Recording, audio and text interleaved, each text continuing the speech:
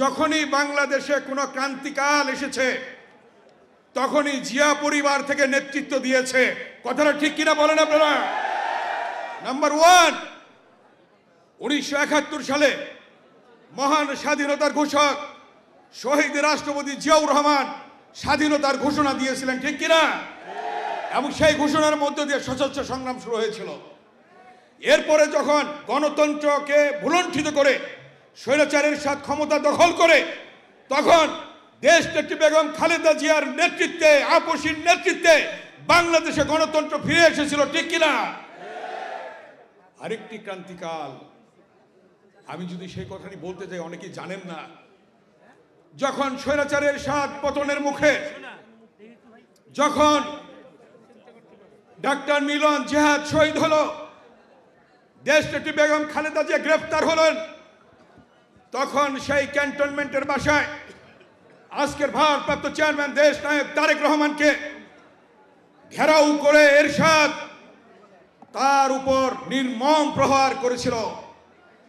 আমরা সেদিন প্রেস ক্লাবের সামনে সেদিন সর্বদলীয় পেশাজীবীদের নিয়ে 90-এর সর্বশেষ সর্বদলীয় ছাত্রকের মিটিং করছিলাম।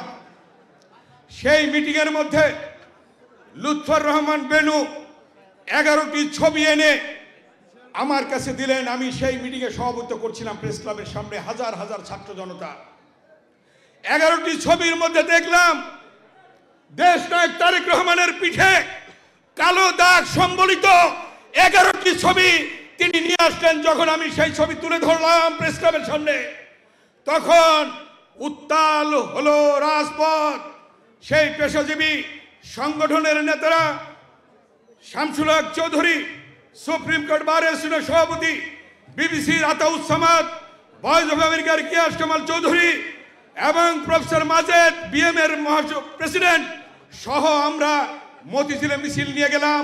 সেখানে আল্লাহওয়ালা বিল্ডিংকে আক্রমণ করা হলো। দাউ দাউ করে সারা বাংলাদেশে আগুন জ্বলতে থাকলো তারেক রহমানের উপর আক্রমণ করার জন্য। সেই কালো দাগ এখনো হয়তো মুছেনি। সেই অভিজ্ঞতা দিয়ে ঢাকা বিশ্ববিদ্যালয়ে মিছিল করেছে এই আজকের ভারপ্রাপ্ত চেয়ারম্যান দেশ নায়ক তারেক রহমান। আপনারা এই খবর অনেকেই জানেন না। দেশনেত্রী বেগম খালেদা জিয়ার মেসেজ চিরকুটের মাধ্যমে আনুষঙ্গিক সবকিছু ঢাকা বিশ্ববিদ্যালয়ে এসে সেই জসিমউদ্দিন হলে আমাদের হাতে তুলে ধরেছেন। এই করতে হবে, এই দেশনেত্রী বেগম খালেদা জিয়ার নির্দেশনা। এই কথা অনেকেই জানেন না। সেই 90-এর আন্দোলনেও দেশ নায়ক তারেক রহমান সেদিন ভূমিকা রেখেছিলেন স্বৈরাচার বিরোধী আন্দোলনে। তাই আজকে বলতে চাই, দীর্ঘ 16 বছর আন্দোলনে নেতৃত্ব দিয়েছে দেশ নায়ক তারেক রহমান। ইলিয়াস আলীকে হারিয়েছি, সুমনকে হারিয়েছি, সুমনের বোন তুলি এখানে উপস্থিত আছে।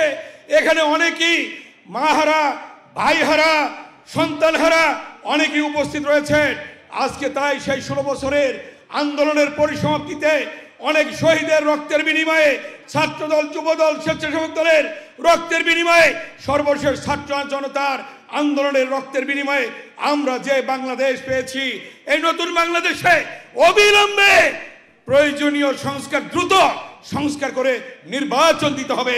সেই নির্বাচনে আল্লাহর রহমতে বিএনপি ক্ষমতায় আসবে ইনশাআল্লাহ।